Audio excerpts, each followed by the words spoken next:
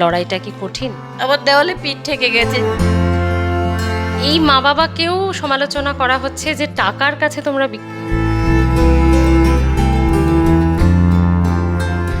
বিধায়ক হয়ে তুমি প্রথম কাজটা কি করবে? যারা আমাকে মুখ্যমন্ত্রীকে কিছু বলবে বেঙ্গল ভয়েসের মাধ্যমে? তাই আমার কোনো ভয়ও নেই। নির্মল ঘোষের পাড়ায় প্রচারে গিয়েছিল, আমি নিজেই বলেছিলাম মুখ্যমন্ত্রী মমতা বন্দ্যোপাধ্যায় যদি 294টা কেন্দ্রের প্রার্থী হন, তাহলে অভয়ার মা তিনিও বিজেপির 294টা কেন্দ্রেরই প্রার্থী। মোদিজি এবং আমি।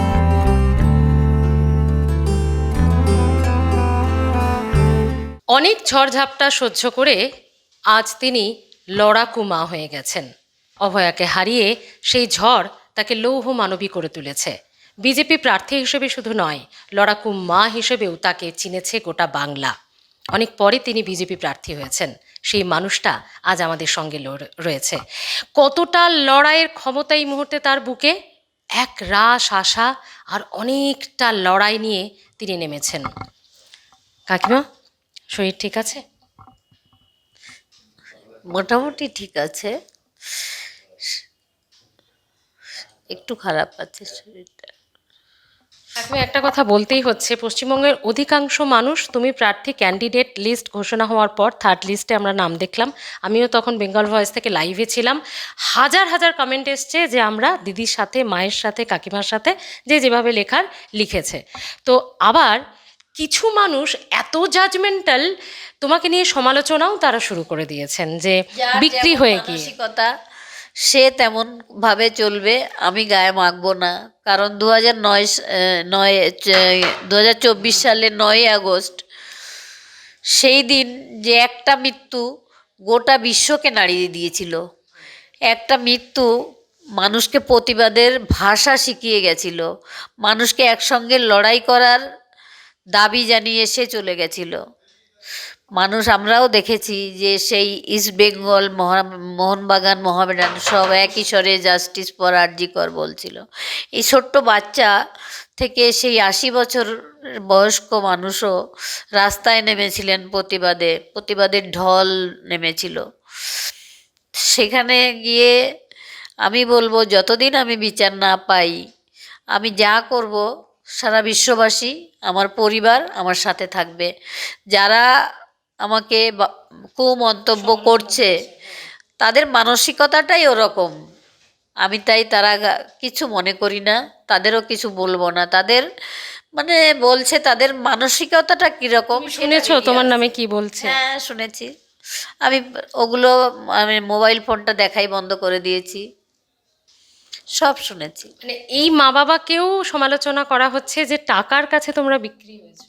হ্যাঁ, আমরা যেদিন আমার মেয়ের ডেড বডির সামনে ডিসি নর্থ এসে ওর বাবার কাছে এক বান্ডিল টাকা ধরানোর চেষ্টা করেছিল, তখন ওর বাবা বলেছিল, আপনি যে আইপিএস লেবেলটা লাগিয়েছেন এতে যা কষ্ট না করতে হয়েছে, আমার মেয়েটা তার থেকে অনেক বেশি কষ্ট করে, অনেক বেশি পরিশ্রম করে আজকে এখানে এসেছিল, আমার মেয়েকে অপমান করবেন না।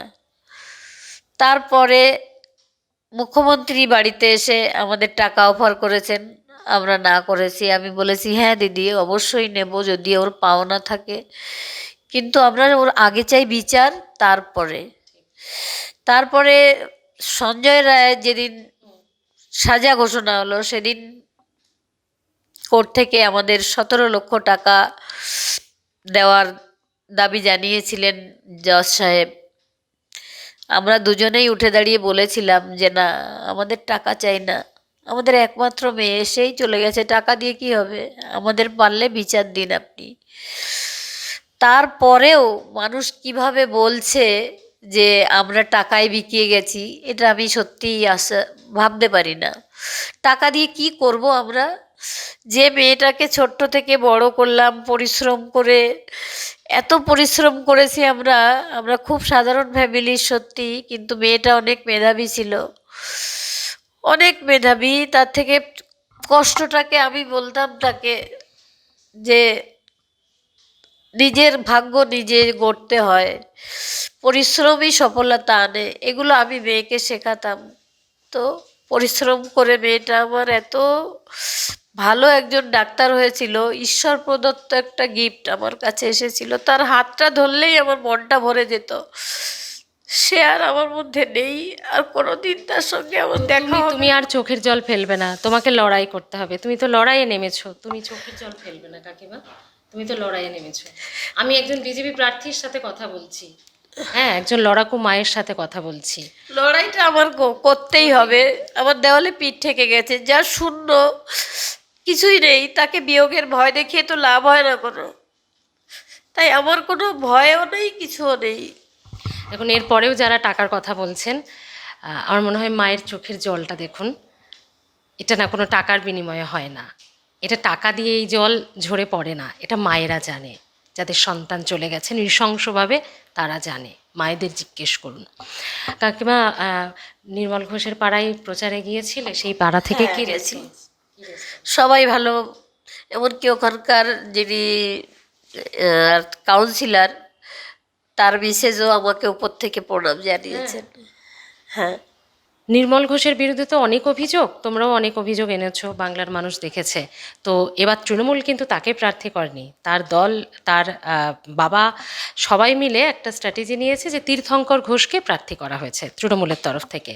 কিভাবে দেখছো এটা, লড়াইটা কি কঠিন? না, যে লড়াই আমি করে এসেছি, আমরা তিনজন মিলে, আমার মেয়ে, আমি, ওর বাবা, সেই লড়াইয়ের কাছে এই লড়াই কিছুই না, কিছুই না এই লড়াই। আমরা অনেক কষ্ট করে মেয়েটাকে এখানে দাঁড় করিয়েছিলাম, আমাদের একটা গর্ব ছিল আমাদের মেয়েটাকে নিয়ে। তো পানিহাটির অভিভাবক যিনি বলেন, এখানে ঘোলাতে দুটো ডাক্তার একসঙ্গে মারা গেল একই ফ্যামিলির, তো তাকে তো সেখানে দেখলাম না, তাকে সত্যিই দেখিনি সেদিন। আমরা দুজনেই গেছিলাম ওখানে, তাদের সেই অভিভাবককে কিন্তু দেখিনি। কিন্তু আমার মেয়ের বেলায় হসপিটালে গিয়ে সন্দীপ ঘোষ প্রিন্সিপাল তার সঙ্গে গিয়ে মিটিং করলেন এবং তড়িঘড়ি আমার মেয়েটাকে গ্রিন করিডর করে নিয়ে আসলেন এবং তার দলবল নিয়ে গিয়ে চুল্লিতে ঢুকিয়ে দিয়ে সঞ্জীব মুখার্জির পিঠ চাপড়ে ওয়েল ডান বয় বলছিলেন। তার মানে কারো নির্দেশ উনি পালন করছিলেন। আর তারপরে আমি দেখেছি এই চেয়ারম্যান, ও আগে চেয়ারম্যান ছিল না, ওই আমার মেয়ের দেহটা গ্রিন করিডর করে নিয়ে এসেছিল, তার জন্য ও চেয়ারম্যান হতে পেরেছে।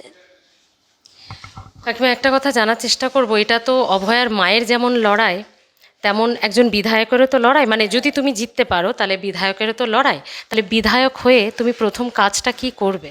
নারী সুরক্ষা, মেয়েদের সুরক্ষা, মায়েদের শেখাবো যে সাহস পেলে হবে না, সাহস আনতে হবে, ভয় পেয়ে ঘরে বসে থাকলে হবে না। আর শিক্ষা আর স্বাস্থ্য দুর্নীতি, আমার মেয়ে যে তার লড়াইটা একা লড়েছিল সাধারণ মানুষের জন্য, মাফিয়াদের সঙ্গে লড়াই, আর একা লড়েছিল সেই লড়াইটা, তার লড়াইটা অনেক কষ্ট ছিল। তার থেকে বড়, সেদিন যেদিন সকালে ডিউটিও গেল, সেদিনও আমি ওকে খাইয়ে দিয়েছিলাম। ডিউটি যাওয়ার সময় আমি ওকে রোজই খাইয়ে দিতাম, খেতে চাইতো না। তো সেদিন যেদিন রাত্রে ও বুঝতে পারলো যে আমি আর বাবা মার কাছে ফিরে যেতে পারবো না, আমাকে মেরেই ফেলা হবে, তখন ও যে যন্ত্রণাটা পেয়েছে, সেই যন্ত্রণাটা আমার থেকেও অনেক বেশি, অনেক বেশি। হয়তো ভাবছিল মা বাপি কেন ওকে বাঁচাতে আসছে না।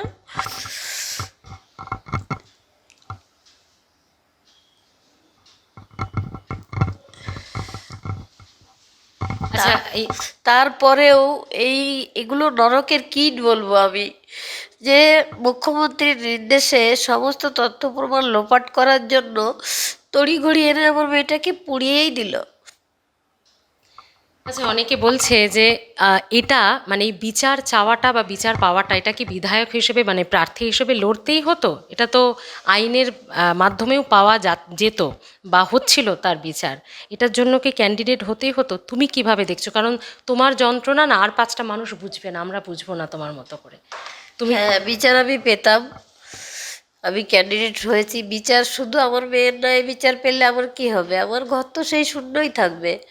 আমি চেয়েছি হাতে পাওয়ারটা পেলে আরও অনেক মেয়েদের হয়ে আমি লড়তে পারবো, সে কারণেই অভয়া প্রত্যেকটা মায়ের মেয়ের অভয়ার কণ্ঠ।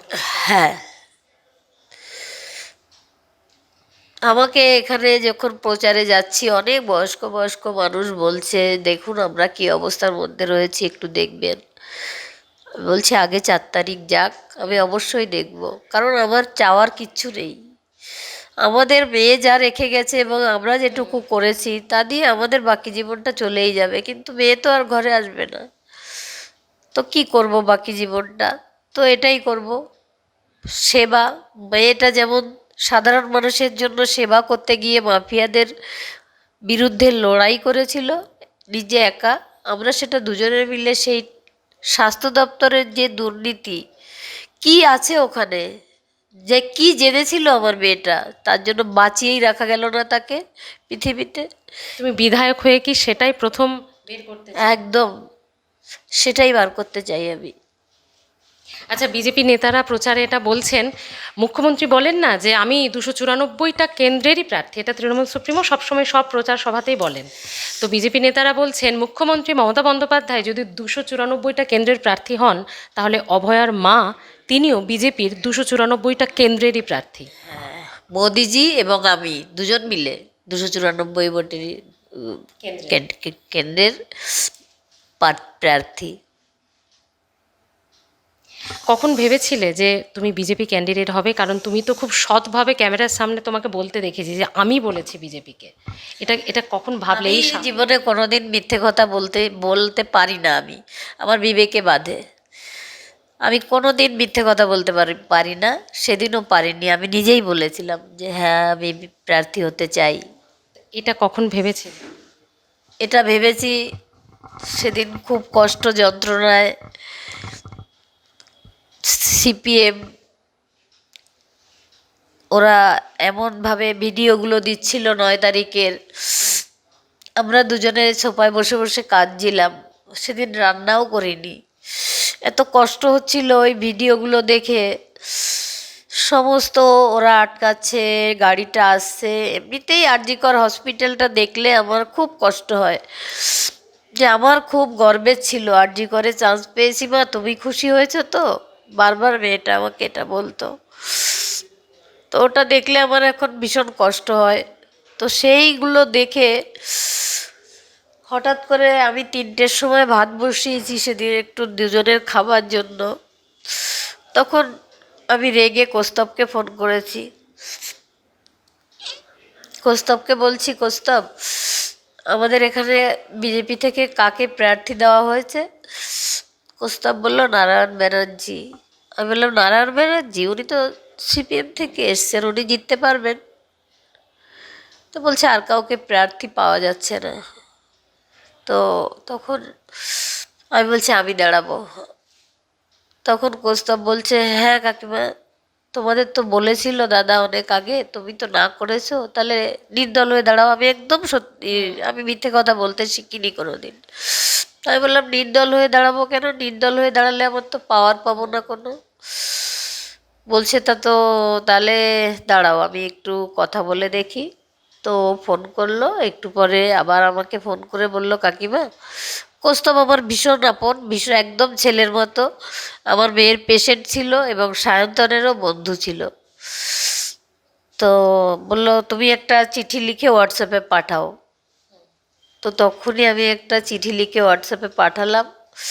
তারপর ওকে ওনারা একটা মেসেজ দিলেন। তারপরে রাত্রে আমার নামটা, নাম অ্যাড্রেস সব দিল্লি থেকেই নেওয়া হয়েছিল। মুখ্যমন্ত্রীকে কিছু বলবে বেঙ্গল ভয়েসের মাধ্যমে?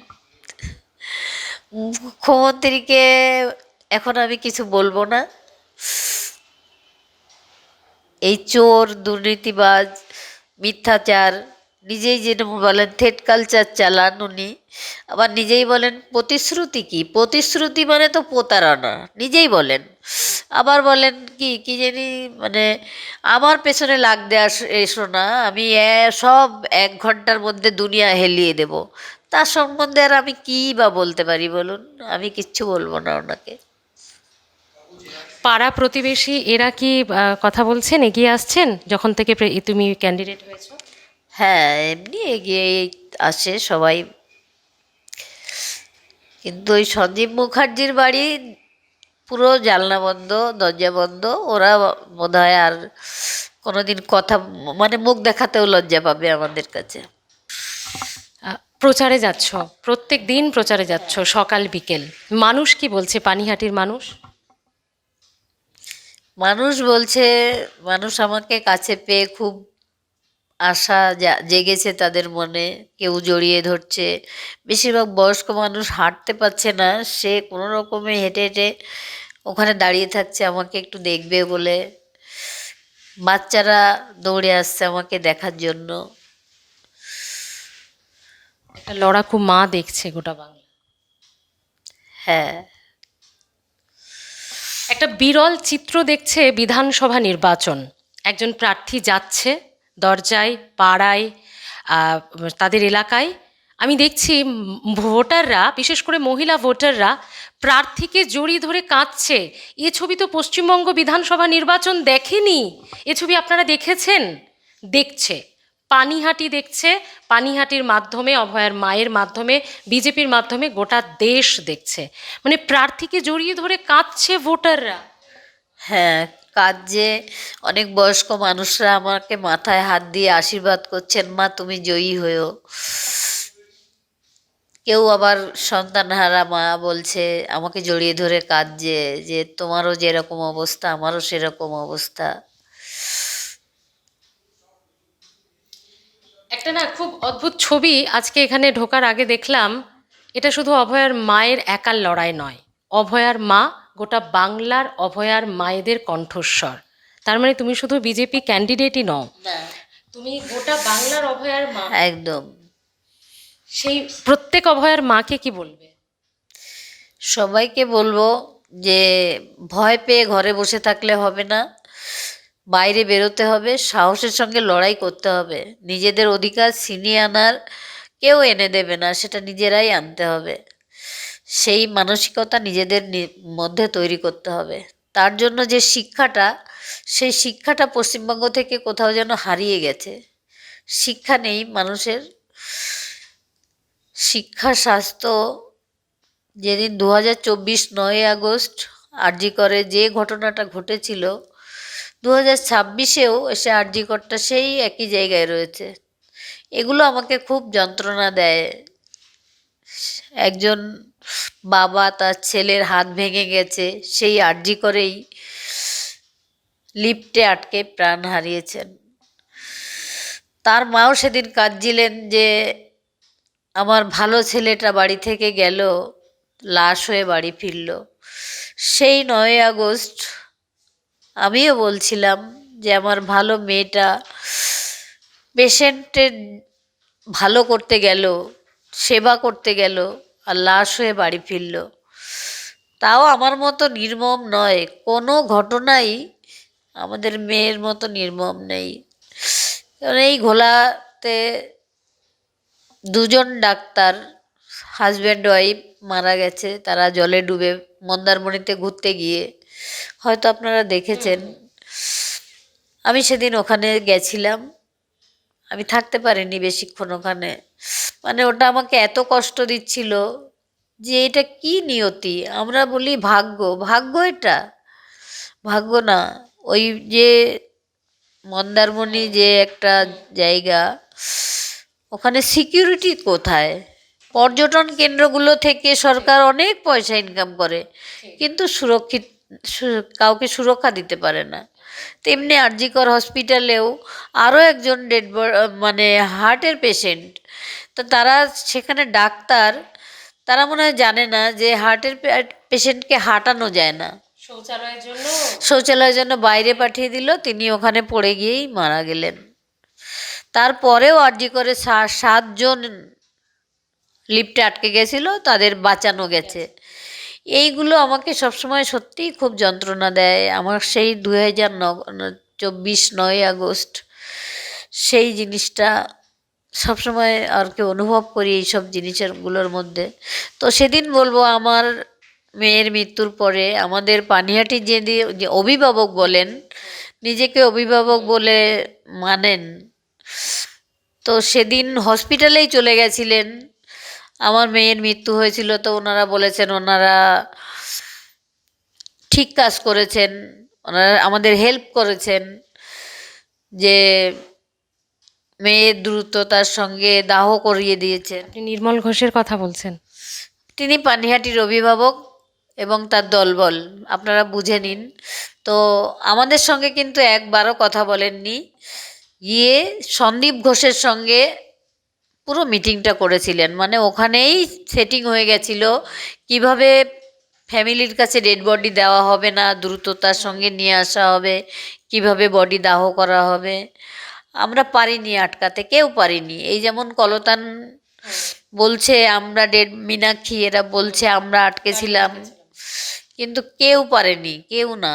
ওখানে টালা থানার সামনে আমরা যখন বসেছিলাম তখন আমাদের সঙ্গে সজলদা, কৌস্তব বাগচি, অগ্নিমিত্রা পাল দিদি সবাই ছিলেন, কিন্তু কেউ কিচ্ছু করতে পারেননি, কেউ না। সেদিন পুলিশ এত অ্যাক্টিভ হয়েছিল, ওই অ্যাক্টিভটা যদি আমার মেয়ের যারা খুন করেছে তাদের তদন্তর জন্য অ্যাক্টিভ হতো, তাহলে কিন্তু আমরা এতদিন বিচার পেয়ে যেতাম, অভিযুক্তরা বাইরে বেরো থাকতে পারতো না। তাকে অনেকক্ষণ সময় দিয়েছো, তার জন্য তোমাকে আন্তরিকভাবে অনেক অনেক শ্রদ্ধা এবং প্রণাম। তুমি বাংলার প্রত্যেকটি ঘরের মায়েদের শক্তি হয়ে ওঠো বেঙ্গল ভয়েসের তরফ অনেকে থেকে। আমাকে এসে প্রণাম করছে, আমি হাত ধরলেও হয়তো আমার থেকেও বয়স বেশি, তারাও এসে আমাকে প্রণাম করছে। আমি না না প্রণাম করবেন না, তাও প্রণাম করছে। ভালো থেকো। আর যে লড়াইয়ে তুমি নেমেছো সেখানে চোখের জল নয়, হার জিত সবই থাকবে, তবে তোমার এই লড়াই গোটা বাংলা দেখছে। থ্যাংক ইউ তোমাদেরকেও, তোমরা আমার লড়াইটাকে বাঁচিয়ে রেখেছো। তোমরাও অনেক পরিশ্রম করো আমাদের জন্য। সাবধানে থেকো। দেখলেন, এক মায়ের লড়াই, এক প্রার্থীর নতুন করে লড়াই, বাকিটা তো আপনারা, হ্যাঁ, জনতা জনার্দন। কারণ নির্বাচন মানেই তো জনতাই সেখানে ভগবান, জনতাই সেখানে ভবিষ্যৎ ঠিক করবেন।